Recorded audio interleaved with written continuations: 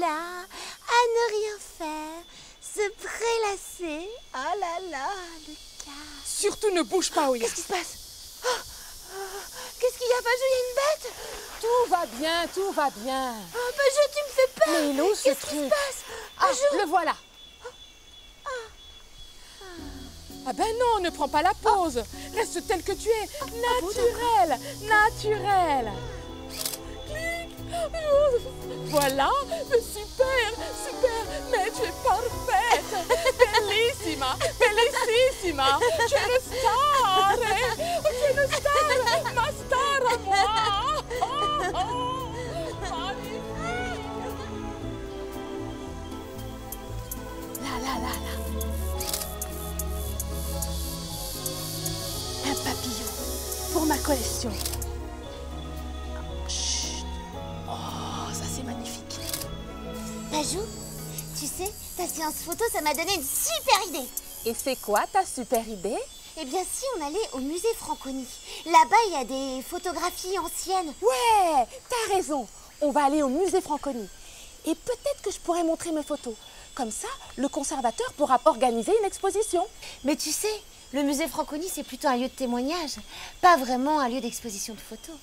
Un musée est un lieu ouvert au public, avec des expos, et qui transmet le patrimoine qu'il possède. Et comment tu sais ça, toi? Eh bien, je lis le dictionnaire, moi, monsieur. Ouais, et du coup, tu te la pètes grave, hein?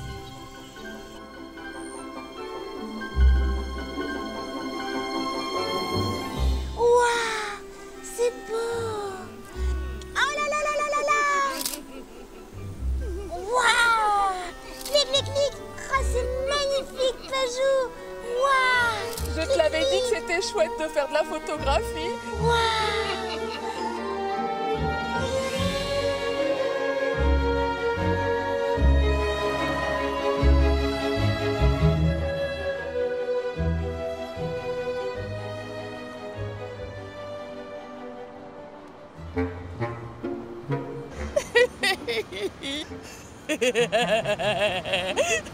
Le Pajou, c'est quoi ton problème là? Hein? Quel Pourquoi tu fais cette tête? Quel problème? Mais il n'y a pas de problème, Oya. Pajou, il y a un énorme caïman à l'intérieur. C'est plus aux enfants, j'ai trop peur. Mais non, c'est un caïman naturalisé. Naturalisé, ça veut dire qu'il était brésilien puis il est devenu français. Naturalisé, ça veut dire qu'il est mort, qu'on l'a empaillé et que tu ne risques rien. Bon, mais quand même, hein, j'ai eu une décitrouille. Bonjour Pajou, bonjour Oya. Bonjour. Donc je suis Gilles Privat et je suis chargé des collections au musée Alexandre Franconi.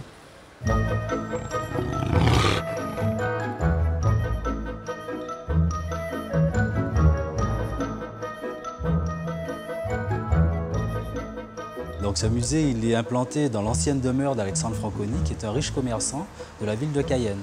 Et il a été inauguré le 15 octobre 1901, le jour de la fête de Cayenne. Donc ici sont rassemblés uniquement des objets qui évoquent la Guyane, des objets en rapport avec la faune, la flore, les peuples, leur artisanat. Et voyez ce caïman juste à côté. Vous aimeriez connaître son histoire? Ah bah bien sûr. Donc il a été tué en 1918 par un gendarme sur une plage de Cayenne, non loin de la place des Amandiers. Et il a été après naturalisé dans l'intention d'être exposé au musée. Ah oui, d'accord, naturalisé français. Oui, enfin, le caïman, pas le gendarme. Oui, oui. Elle blague.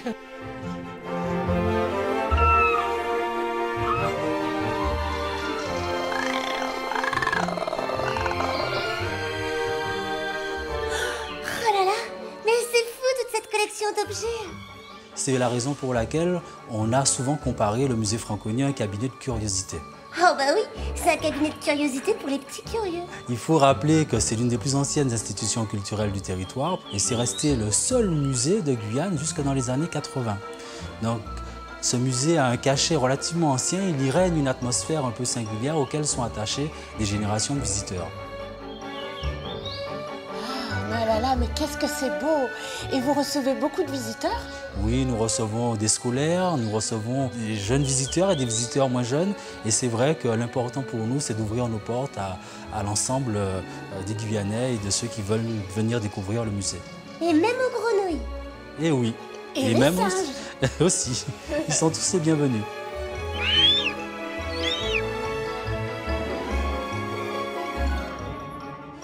Oh, vous avez de belles photos? Elles parlent de quoi? Elle raconte l'histoire du terrible incendie qui a ravagé la ville de Cayenne le 11 août 1888.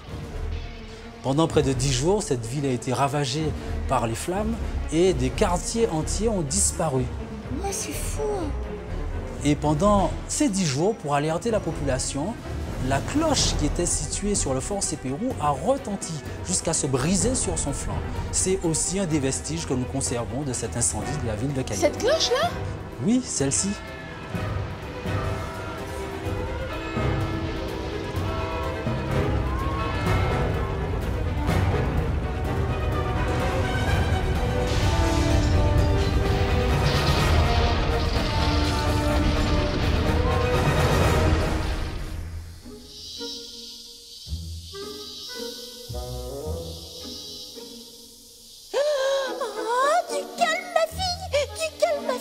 Les insectes sont mes amis.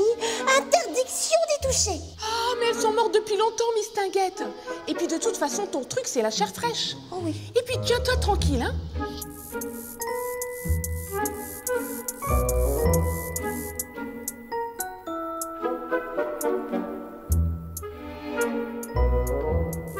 Nous nous trouvons en ce moment devant une vitrine qui présente une grande figure dans l'entomologie guyanaise, le père Yves Barbotin.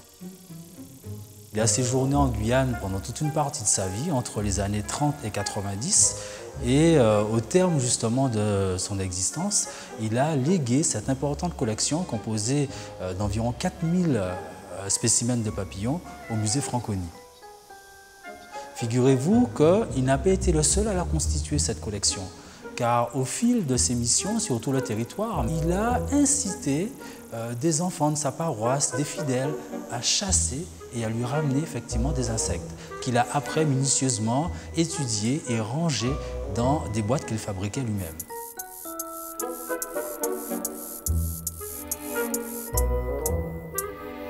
Toi qui raffoles des insectes, Toya, j'aimerais bien te présenter les fulgores. Regarde celui-ci avec ce petit appendice au-dessus de la tête, c'est la mouche cacahuète. Et celui-là avec ses filaments blancs au bout de l'abdomen, c'est la mouche coton. Ah. Tu en ferais ton repas, non? Ah bah oui. Moi, s'il te plaît, Oya, mange-moi. Oui, ça va. Doucement les enfants, doucement. On dirait des papillons. Non, pas du tout. Ils sont plutôt proches des cigales. Et mais c'est quoi la différence? Parce qu'on dirait Les vraiment des papillons ont des ailes écailleuses, tandis que les cigales sont caractérisées par un rostre, une espèce de dard qui leur permet d'aller piquer l'écorce des arbres pour en sucer la sève.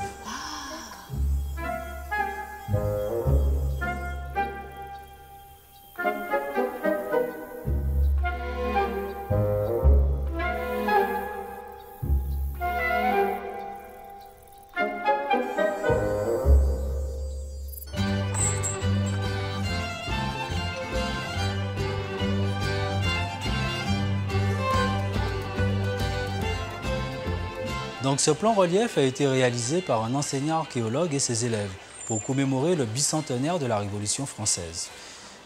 Il fait revivre la ville de Cayenne avant 1789.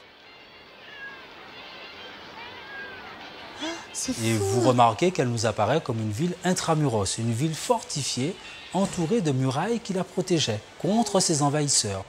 D'ailleurs, nous pouvons reconnaître certains lieux, comme notamment le fort Sépérou, la place d'Armes, qui s'appelle aujourd'hui la place de Grenoble, ou encore la porte de Rémire, qui permettait d'accéder à cette ville qui était protégée par ces murailles.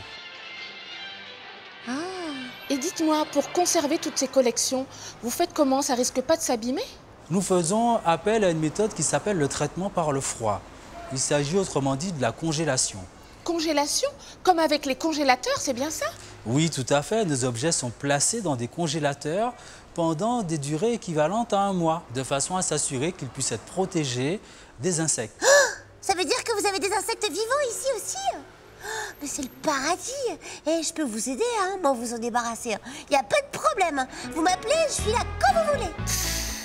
Bah quoi?